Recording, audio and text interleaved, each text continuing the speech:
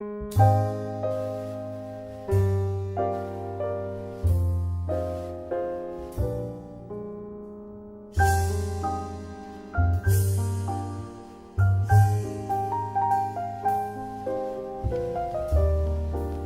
guys, how are you? This is Stephanie Wallace from the L.A.I Group and Chicks and Chairs. We're here today with Valerie Joseph.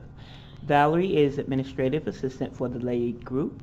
And Valerie, how did you find out about the L.A.I Group? I actually found out about L.A.I through an event that Access had that you were presenting. Okay. Yeah. And I can recall how I first met you. Really? Do you remember how we first met? Didn't we meet at Access? Yeah, we met at Access.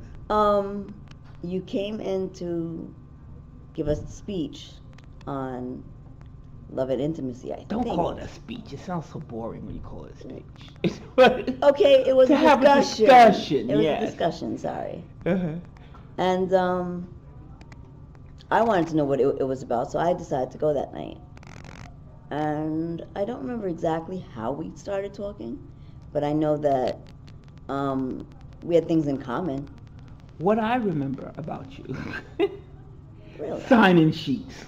Oh yes, that's true. You needed a sign-in sheet. Sign-in sheets. And it seemed like every time we would have an event, you'd be there with a sign-in sheet, because I definitely would forget. Yes. Oh yes, that's right. I remember one day you came up and you were like, you just came in with a folder, and I'm like, well, what is What is she that? gave me? A sign-in sheet.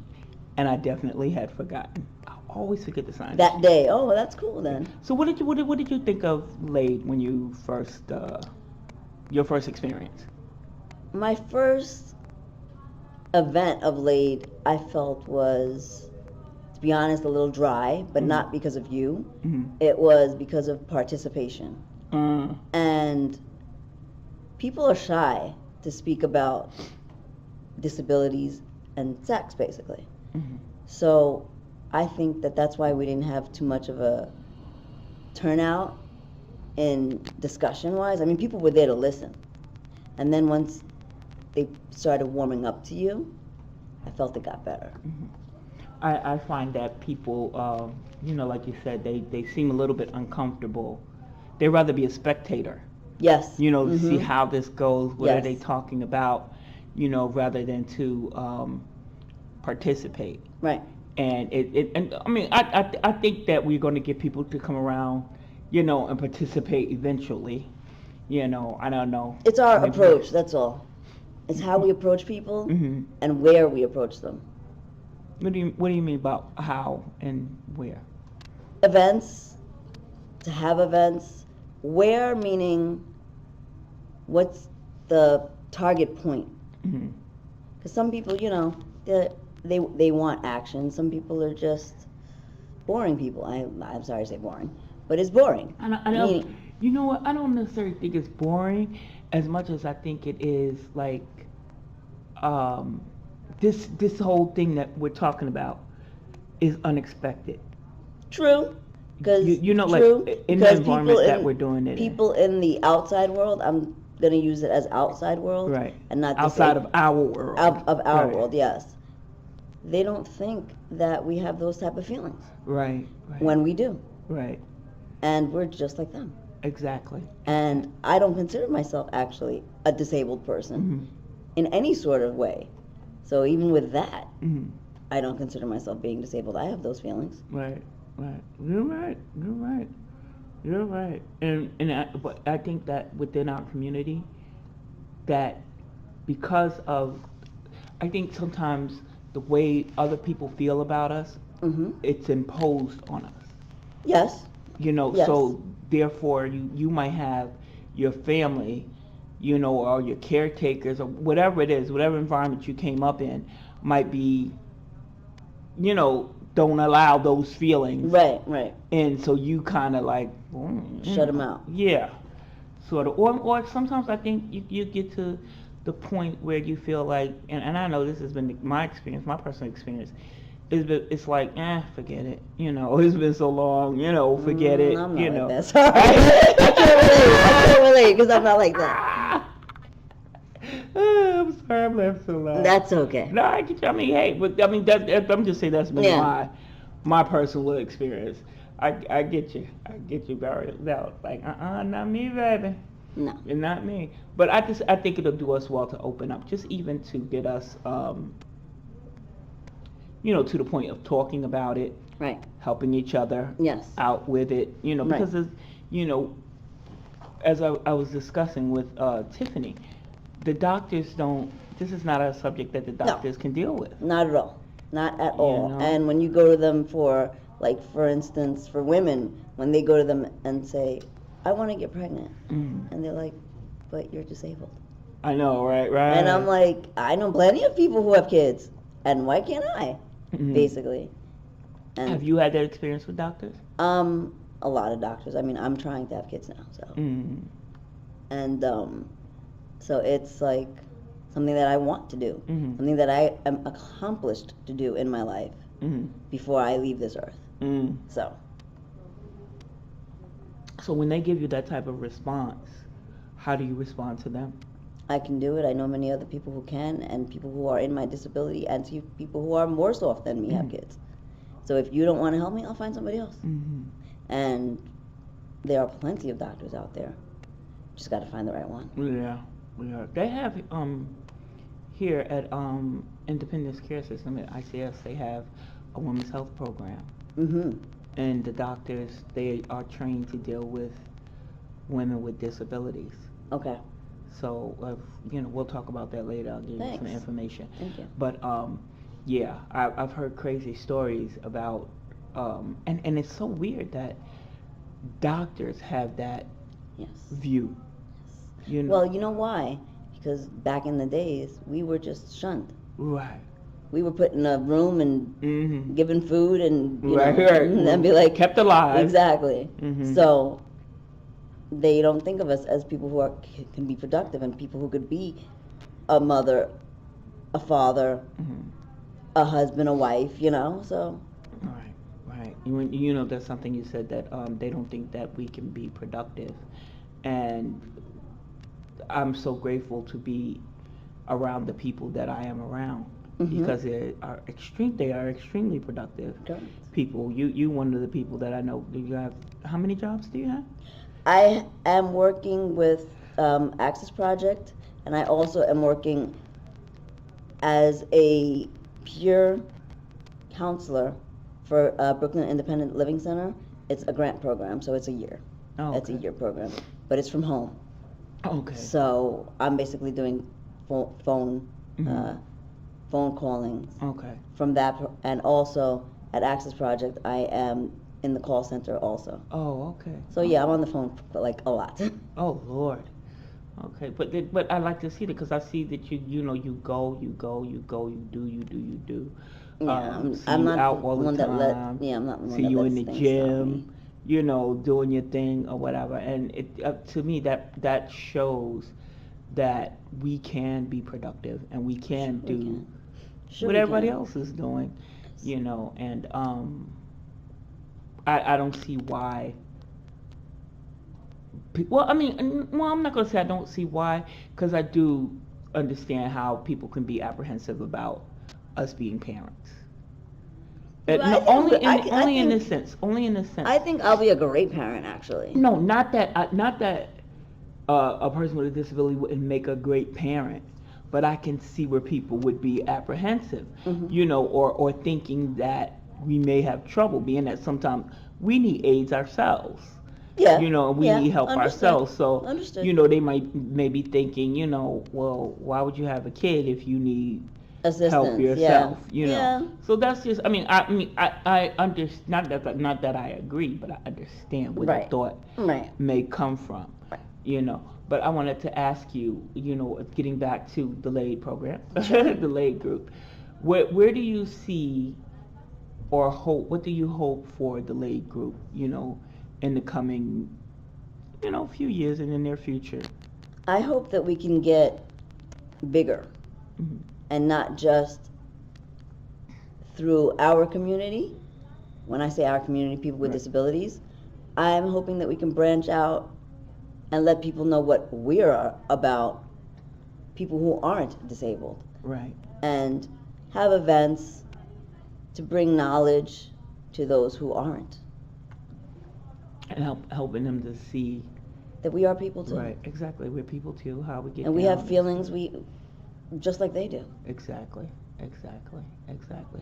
My daughter told me that one of her friends looks at our videos. I Which was is like, oh, good. that's cool. Yeah. You know, young, Yeah. you know, she's 20 something, not disabled in any way, or whatever. And I think that's you know, that's a start. You know, to have people. You know, I love the fact that people without disabilities are looking at the videos. Oh yeah. Because they get to see. Because I think sometimes they have a preconceived notion about us. Right. You know, which is, I'm gonna admittedly say, one that I had myself. You know, upon becoming disabled, I felt like there was a certain type of life we were supposed to live. I can see where you're saying that. Yeah, I can see where you're going with that. You know, I thought it was like, okay, you have an aide, you have somebody to help you out, and you go to the doctor. You go what? What's funny with speaking about aid situation? It's been now 2 years that I'm with Access Project. It's the first time I've had an aide in all my life, actually. Really? I've never had an aide before then. My mother and my family have raised me to be independent, and if I need help, I usually just ask them. So being and having somebody with me on an 8-hour, 6-hour basis, whatever it is, I'm not used to. Do you kind of feel like they're in your way? At times, yeah. Sorta. Yeah. My daughter, I just heard my daughter, who is my aide, say to her friend that she feels like I'm dragging her around like a little kid because you know, I get in my chair and I'm gone. Yeah. You know. Me too. Me too. She's like, yeah, okay. And you have to like plan your day. And I'm not one that likes to plan my day around somebody else. So if I need the assistance, it's like, okay, I gotta call you the night before and say, listen, this is what I'm doing today. When can you be here? And when you're not here at the time that I need, I like flip out because I'm like I'm on a time schedule. Oh, okay. You know, so that's just me. But like I said, it's only been 2 years that I've had an aide. In the sense of being with me, you know, outside of the home. Is it something you're getting used to? Is it? Honestly, because I'm working and because I deal with concepts of independence, it's the greatest thing because I hire the person that I want. But if I was dealing with another agency, right, it would be difficult. I don't think I would like that much. It would be difficult. I like concepts. Yeah, concepts is great. It gives you a lot more leeway. Right, exactly. Concepts is great. I mean, being here even is great. At ICS, I never knew what ICS was about, and when I came here, I was like, wow, there are a lot of services that I was lacking to be my independent self. I was lacking, and now I love it. Oh, good. Yeah, I mean, if I need something, it's a phone call away, and to have that person knowledgeable about things like Social Security, medical issues, you know, you have that ear. And the fact that because we mention ICS a lot in Yes. our videos. Yes. And I'm sure people don't know, you know, people who don't know what ICS is, they don't, you know. Right. Well, ICS is Independence Care System. It is a managed long-term care program. Yeah, managed long-term care program. Program. Yes. Okay, thank you. You're wrong. I call it insurance.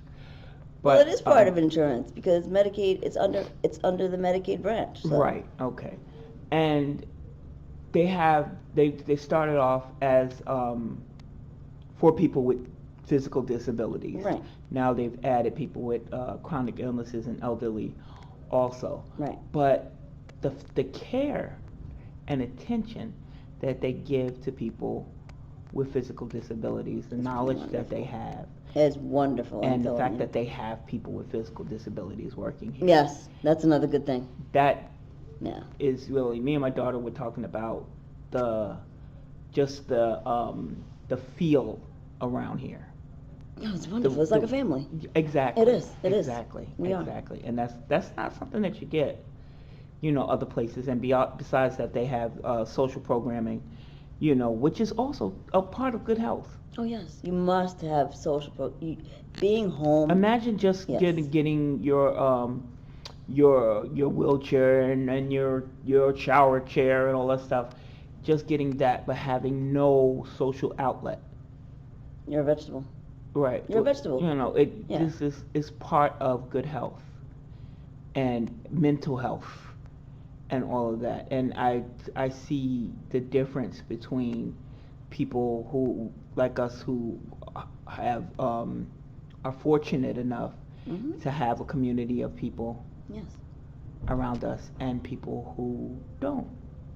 It's Well, a lonely world. I'm in the same way. I feel that way at my job at Access. What do you mean? There's a lot of people that I call because since I'm in the call center bringing people okay. in, and which are ICS members, Mhm. and I call them. I'm like, wouldn't you want to come and work out at the gym? See people, work out, have a social life. And some people say, no, I'm not into it. I'm not into it. I really don't think it's going to be good for me. I really am comfortable in my home. And I'm like, but being home is not healthy. Being home 24/7. Do you think that, like, I had a misconception that places like, social programming for people with disabilities, I had a misconception that it was like an adult day program I don't where, find it to be. where, That is a misconception. boring, drab, Yes, that is a misconception. paint by numbers. Right. You That is a know, misconception. But as I said, getting back to where I do work, we're more than just a gym. right. Just like we're a family here at ICS, Mhm. Access is our extended family. Right. And the services you get here coincide with the services that you get at Access. So being productive is having health and being fit Mhm. and eating right, getting out of your wheelchair, even if it's the slightest, just moving onto a mat or just moving your arms. Being physical instead of just sitting in one stationary way. Right. It's great. You know what? I wonder if they feel, because I still get embarrassed About getting out of my wheelchair. I can't say I am anymore. I And I can get out at any moment. Uh-huh. And, people are like, oh, can I help you? No, thank you. Mhm. If I need help, I'll ask. Right. And I'm not a person that I used to ask for still help feel at all. embarrassed getting out of my wheelchair. I still feel embarrassed transferring. Really? Yeah, I do. I don't even. No. I don't really transfer that much in front of my family. Really? I really don't. And that's your family. That's my family. Cause you know what? It feels weak. You feel like you're hopeless? No, not hopeless. It just feels weak. Weak. Okay. It feels weak, and it feels weak, and I don't like to do it. And I don't like to not do things well. Okay. Like Understand. even like in a gym, like Yeah. gym situation, it's like I want to do it right and Right. well the first time, Mhm. and that's my little mental hang up, Okay. thing. Yeah. But you still work out over at Access? Working and working out is very, very hard. I'm going to tell you, having a job there and getting time for yourself. Mm-hmm. I used to be there working out twice a week. Mm-hmm. And now it's like maybe in a week. If I get one day, Oh, okay. in a month, it's like maybe I'll get 3 days out the month. Oh, okay. It's very, very hard. You just got to time plan. Mm-hmm. And I'm getting better because I've noticed that working out did help me in strengthening myself. Okay. And as you see, I'm in a motorized chair right now, but I do have a manual. Mm-hmm. And I want to get back to that manual. Oh, okay. In the summertime, I want to get back to being in that manual chair and pushing myself again. Okay. Not to say that I don't do it, but it's harder because I have weakness in my arms. And From your disability or because you've from been a using secondary disability that I incurred, Okay. which is nerve issues. Okay. So I want to get away from the motorized chair because I feel that the motorized chair is just a little button, and you're not moving, and your heart rate is not going up, and you're stagnant, and then you gain weight, which I don't want to do. Right. So Valerie, what's in Valerie's future? What's my future? A child, maybe two, but so far one. I'm married, and so I'd say being more family oriented and working, trying to get a full-time job. Actually, I'm gonna try. I'm trying my hardest now. I'm sure you will. Yeah. I'm sure you will. I'm trying to get out there and say, I'm able to do it. Graduated from college. I don't want to put that to waste. Now, with your experience in college, how was that? Was it? I loved being away. Because, in fact... Oh, you went away to college? I went away to college, even though it was 30 minutes from home. Okay. I was at SUNY Farmingdale. Okay. And I dormed, and I loved it. And you used a wheelchair? I used my manual wheelchair then, and then I got a motorized chair while I was in college, and that's when my first motorized chair came about. But that's when my independence came. Before college, I didn't know how to do laundry. I knew how to make my bed, and that was about it. Okay. Cleaning up, I was not one that did that. What about cooking? Cooking, I didn't know how to do that either. And even in college, I didn't do cooking because we had a cafeteria. Oh, right. But when I came home and I wanted something to eat, like when I came home for holidays and stuff, I'd be like, Mom, can I have this? But I want to try to make it myself. And I can cook, but I don't go near the stove right now due to the fact of my nerve issues because I don't have sensational, right. I got you. But I can prepare a meal, cut up fruits, cut up the vegetables. Being next to the stove, I have to be very careful. Right. So if I have that assistance, it's wonderful. Okay. But I am like so much more independent than I was before I went to college. Because I can fold laundry, I can do laundry, and I did many a nights in college when you're studying, and then the laundromat, you go to the laundromat, you're in the laundromat studying, and your laundry is being done. How did the other students, were they welcoming? Were they accepting? Were they curious? Some people are curious, and some people weren't curious. Some people were just like, okay, why do you want to talk to me? Because I want to get to know you. I mean, I'm a person too. Just because I go around a different way, doesn't mean that we don't have the same interests. Right. And actually, I could tell you, I have a lot of friends who are non-disabled. And through Facebook, I've met people too. Okay. So Facebook, social media helps. Social media helps when you present yourself. And you present other stories of people who have disabilities and say, you know what, I can relate.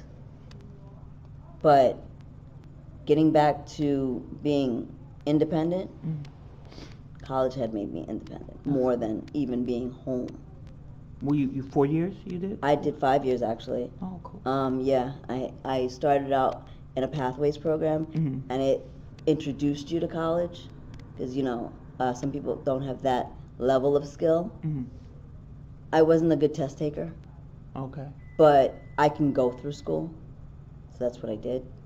And so I, did the remedials and did everything, and then I got myself my 2-year degree in business administration, and 2 years in management technology. Oh, okay.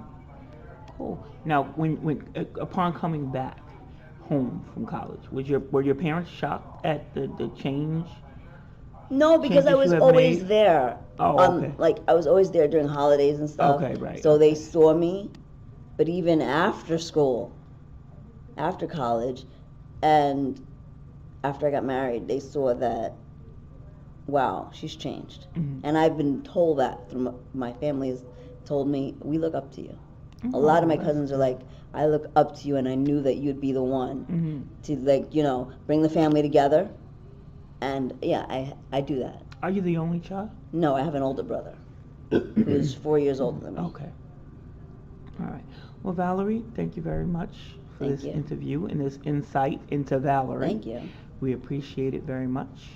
And Thanks for watching our videos. Thanks for supporting the L.A.I group, Chicks and Chairs, and Men on the Move. Have a good day. Have a good day.